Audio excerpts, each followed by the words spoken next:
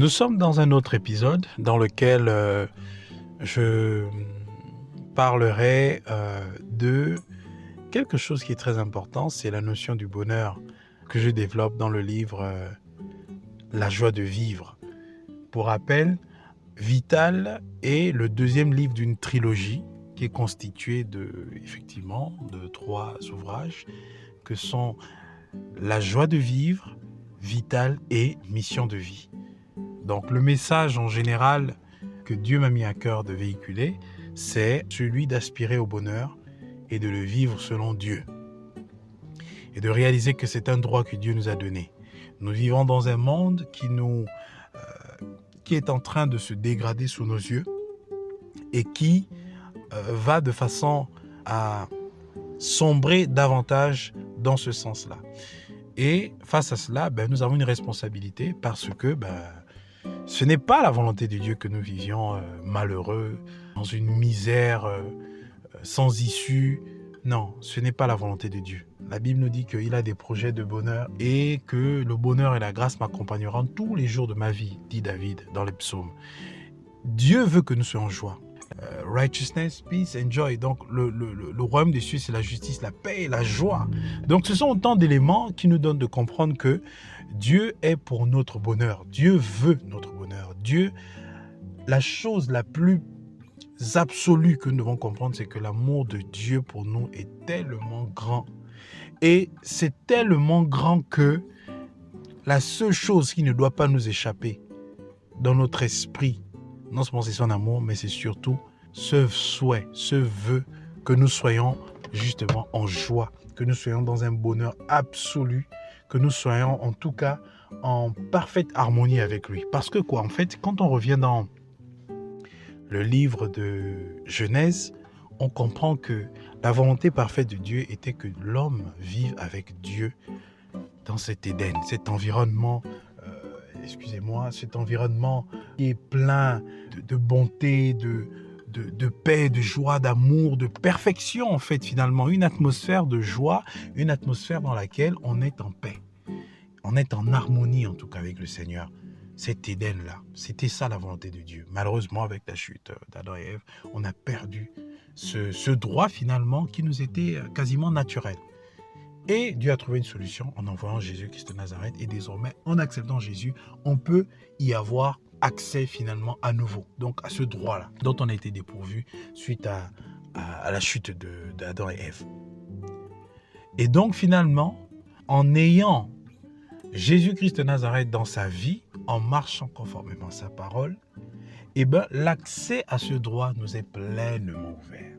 On commence à vivre cette réalité dans l'esprit, qui a une manifestation sur le monde terrestre, mais bien entendu, elle est un peu limitée parce que nous sommes encore dans un corps qui a été affecté par la nature pécheresse. C'est la raison pour laquelle nous attendons de revêtir un corps glorieux qui va nous permettre de vivre pleinement la réalité de notre nouvelle identité, de ce que nous sommes en Dieu, en Jésus-Christ de Nazareth, parce que nous sommes héritiers de Dieu et co-héritiers de Christ. Donc ça, c'est très important de rappeler ça. Donc le bonheur, c'est un droit que Dieu nous a donné. Et je le dis d'ailleurs dans le livre La joie de vivre. C'est un droit que Dieu nous a donné et le pays, sinon l'un des pays, pour ne pas dire le pays le plus puissant au monde, que sont les États-Unis. Qui est les États-Unis? Le pays, bref. Qui a été fondé donc bien sûr par les pères fondateurs, parmi lesquels Thomas Jefferson.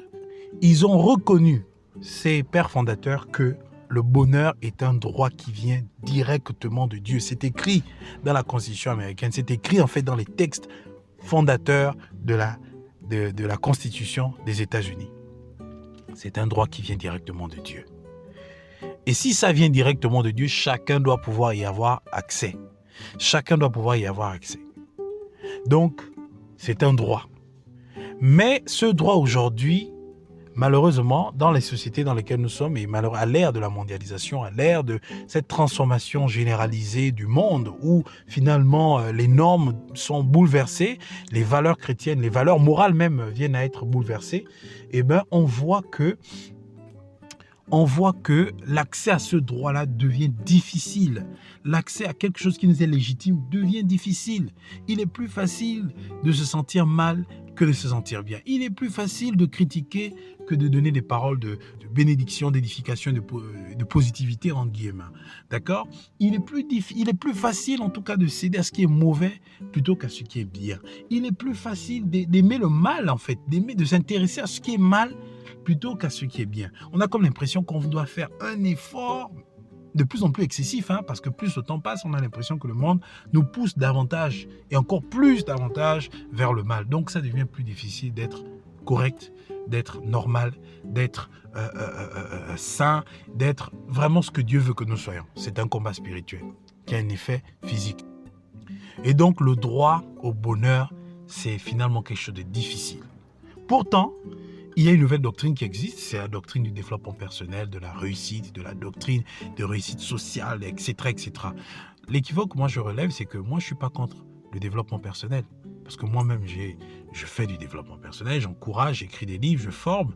Et j'écris d'ailleurs un livre, Exprime ta passion et suscite des vocations, qui est quand même un outil de développement personnel, qui incite au développement communautaire. Mais au fond, le développement personnel, c'est quoi ? Pour moi, la compréhension que le Saint-Esprit m'a donnée, c'est que c'est l'auto-éducation. C'est le fait de s'auto-éduquer. Mais la Bible est claire. On peut périr par manque de connaissances. Aussi longtemps qu'on demeure dans l'ignorance, on demeure dans les limites, la limitation, la stagnation, l'involution, l'impréparation, l'imprudence. Donc tout ce qui, en fait, décrit au mieux une limite. Ça, c'est l'ignorance qui cause ça. Et dès lors qu'on fait le pas vers la connaissance, on vit la délivrance, on vit l'expérimentation, on vit la découverte, on vit l'avancement, le développement. En fait, tout ce qui permet à ce qu'on constate une évolution. Aussi simple que ça. Donc, la connaissance est une lumière. Elle est claire sur les possibilités et les opportunités qui nous sont accessibles. Donc, il faut aspirer à la connaissance. La Bible est très claire. Cours après la science, d'accord ? Comme on court après l'argent. La Bible dit non. Proverbe. Donc, courir au bonheur, bien entendu, il faut se développer. Il faut faire toutes ces choses. Mais attention, si l'Éternel le bâtit, celui qui le fait en vain. Vous pouvez avoir autant de milliards que vous voulez. Si vous n'avez pas Dieu, vous n'êtes pas en sécurité. Vous n'avez pas la véritable définition de ce qu'est la réussite. Même si vous prospérez, effectivement, de façon effective, on voit que vous prospérez, vous allez de façon grandissante dans votre enrichissement. Si vous n'avez pas Dieu avec vous, ce n'est pas une prospérité selon votre Créateur. Et vous avez besoin de coopérer, de le consulter, de revenir à lui afin de vivre selon son plan. C'est la raison pour laquelle la Bible dit que Joseph prospérait parce que Dieu était avec lui. La conséquence de la prospérité de Joseph, c'était la présence de Dieu en lui. Autrement dit, c'est parce que Dieu était avec Joseph qu'il prospérait. Donc, avoir Dieu dans sa vie aura pour conséquence la prospérité. Et ce, à tous les niveaux. Attention, Joseph était prospère matériellement, financièrement. Avant cela, il a connu aussi des temps difficiles. Il a connu un temps de rejet. Il a connu des temps d'épreuve, mais qui étaient nécessaires à l'entrée dans sa destinée. Donc attention, ce n'est pas parce qu'on est chrétien qu'on ne peut pas vivre des épreuves. Bien au contraire, c'est parce qu'on est chrétien qu'on va vivre des épreuves. Ceux qui veulent vivre pieusement en Christ seront persécutés. Ceux qui veulent vivre normalement en Christ seront persécutés. Ceux qui veulent vivre selon la logique de Dieu seront persécutés. Parce qu'il y a une logique de Dieu et la logique des hommes, la logique de ce monde. Et on sait qui influence la pensée commune, la pensée populaire dans ce monde. C'est l'ennemi, c'est le diable. Et ce n'est pas ça en fait sur quoi on doit se tourner. On doit se tourner vers Dieu. On doit avoir comme fondement Jésus-Christ de Nazareth. On doit avoir comme fondement la parole de Dieu. Car seule la parole de Dieu peut nous permettre d'aborder la vie autrement.